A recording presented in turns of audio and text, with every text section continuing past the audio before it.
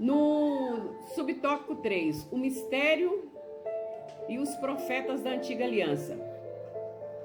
Os escritores da Antiga Aliança, os escritores do Antigo Testamento não apenas conheciam a respeito das bênçãos prometidas aos gentios, eles fizeram menção delas. Nós temos aqui algumas referências. Eu vou ler aqui em Isaías capítulo 7 e versículo 14.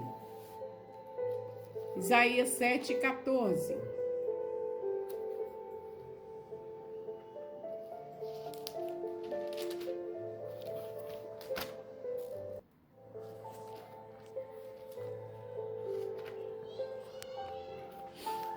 Isaías 7,14 nos diz assim: porque o Senhor mesmo lhe dará um sinal. Eis que a virgem conceberá e dará à luz o filho, e lhe chamará Emanuel. Falando a respeito da profecia de Isaías, a respeito da chegada do Messias, né? Trazendo até um dos nomes dele. Também em Miqueias, nós temos também em Miqueias, no capítulo 1, no capítulo 5 e no versículo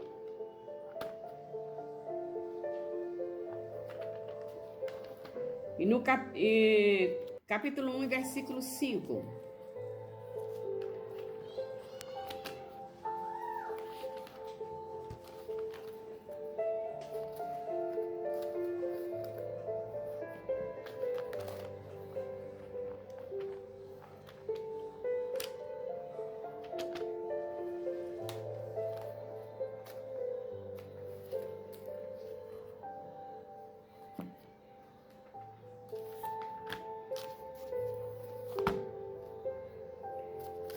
Miqueias 5 e o capítulo 1 diz assim: agora, capítulo 5, versículo 1.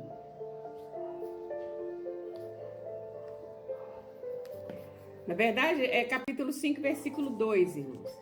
E você, Belém Efrata, que é pequena demais para figurar como grupo de milhares de Judá, de você me sairá aquele que há de reinar em Israel, e cujas origens são desde os tempos antigos, desde os dias da eternidade. Falando de Jesus Cristo, da chegada de Jesus Cristo também. Então, os escritores daquele tempo, eles não só conheciam, né, a respeito das bênçãos, mas eles também fizeram menção delas nos seus livros, nos seus escritos. O que esses profetas não sabiam era como isso aconteceria. Eles sabiam que um grande mistério estava para ser revelado, que um grande acontecimento no futuro estava para ser desvendado por Deus, mas o que eles não sabiam é como isso aconteceria, como Deus faria algo totalmente novo de tudo aquilo que eles já viviam. Então, que as barreiras raciais e religiosas seriam rompidas por meio de Cristo, que judeus e gentios seriam um só povo integrante de um mesmo corpo. Isso eles não conheciam. O mistério guardado por Deus, eu coloco como Cristo, né? Cristo, a igreja, eu coloco a igreja como um fruto da cruz de Cristo, né? Mas o grande mistério, Cristo estava guardado. Mistério significa estar guardado. Cristo estava guardado em Deus para ser revelado em tempo oportuno. E a igreja, a partir do momento do sacrifício de Cristo, a igreja usufruiu do benefício da cruz de Cristo, se tornando a igreja do Senhor. No tópico, agora estamos aqui no segundo tópico. O mistério revelado no Novo Testamento. O plano divino oculto quanto à Igreja de Cristo é a ênfase paulina acerca do mistério revelado aos apóstolos e profetas. Revelado aos apóstolos e profetas. Em passagens correlatas, Paulo deixa claro que não recebeu o seu apostolado de homem algum, que a doutrina que ensinava não aprendeu com nenhum homem, e que, ao ser enviado aos gentios, não consultou homem algum. O apóstolo assegura ainda que o mistério oculto foi revelado pelo Espírito de Deus a ele e aos demais apóstolos e profetas. Está em Atos capítulo 11, versículo 4, também 17 e 27. Ele indica que o mistério divino não poderia ser desvendado por meio do raciocínio intelectual. Portanto, o apóstolo enfatiza que o mistério foi dado a conhecer por meio da revelação divina e não por sabedoria humana. Esse mistério foi dado para ser revelado a Paulo.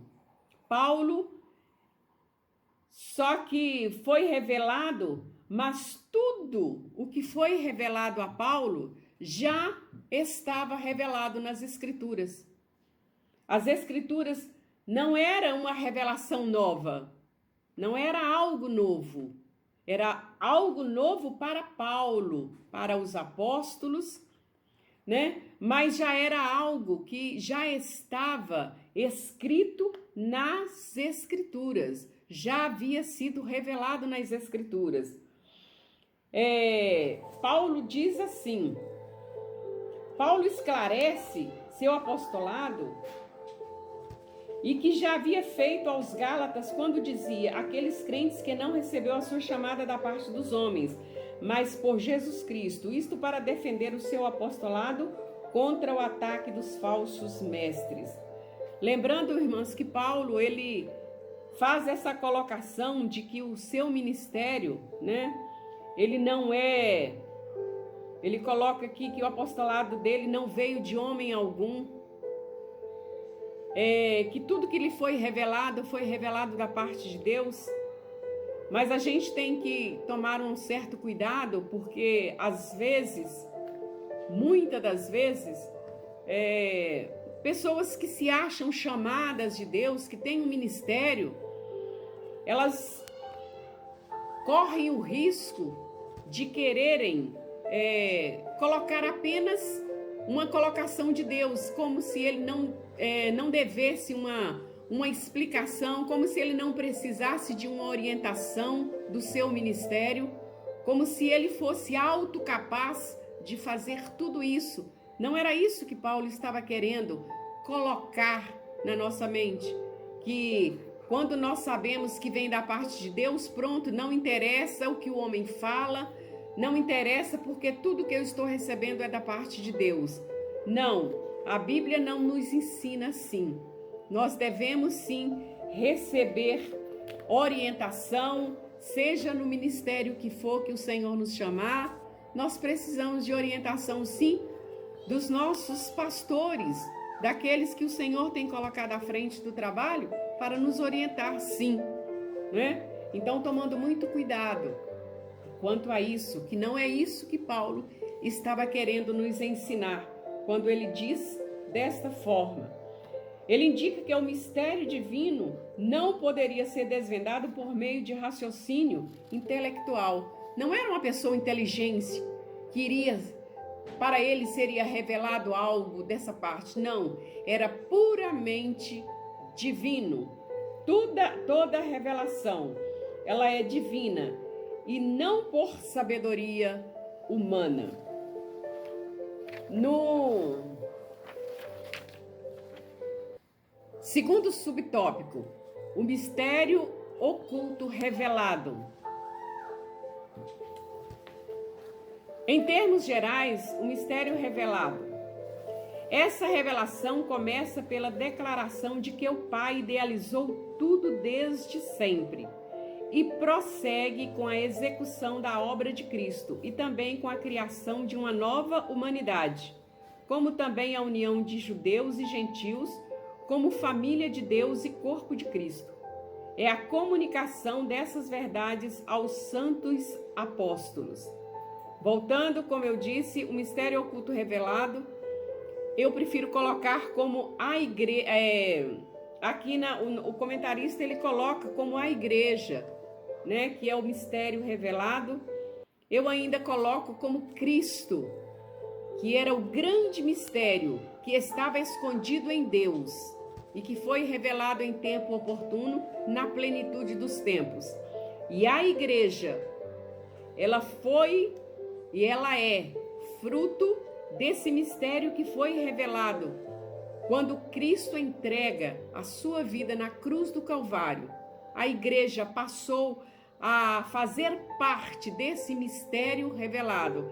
Agora sim, unindo então judeus e gentios e fazendo um só povo, que desde o início de toda a criação era a vontade do Senhor, era o plano de Deus, fazer um único povo. E ele junta então judeus e gentios, tornando-se uma única, um único povo para ele. A igreja é a principal agência. Significa que a própria igreja é a principal agência divina de divulgação desse mistério, a fim de unir todos os homens em um só povo por meio de Cristo. A igreja hoje, ela tem a incumbência de dar continuidade, de continuar revelando a todos anunciando essa revelação que é Jesus Cristo para a humanidade. Esse era o plano de Deus para a nação. É interessante notar que esse mistério não estava oculto apenas dos homens, mas também das potestades, como fica claro no verso 10, que fala sobre o evangelho sendo endereçado a homens e a anjos. Está escrito na nossa leitura em classe, está escrito assim: para que agora, pela igreja, a multiforme sabedoria de Deus seja conhecida dos principados e potestades nos céus. O terceiro subtópico, a magnitude do mistério, Outrora, ninguém tinha ventilado a possibilidade da formação de um só povo, nem distinção de pessoas, etnias ou classes sociais. Mas em Cristo e por Cristo, todos são um e participantes da mesma promessa. A partir do momento, então, que o Senhor Jesus Cristo, esse mistério, esse grande mistério é revelado, na plenitude dos tempos, Jesus vem. Então, a partir de agora, em Cristo, na pessoa de Jesus Cristo, todos são um e participantes da mesma promessa. Ninguém tem o exclusivismo, todos são um só para Cristo. Esse mistério, ora revelado, deve ser propagado aos homens conforme Deus planejara desde o princípio. Então hoje, esse mistério que é Cristo, ele deve ser propagado aos homens através de quem? A igreja é a única agência divina que tem essa capacidade de dar continuidade à obra de Cristo através da evangelização.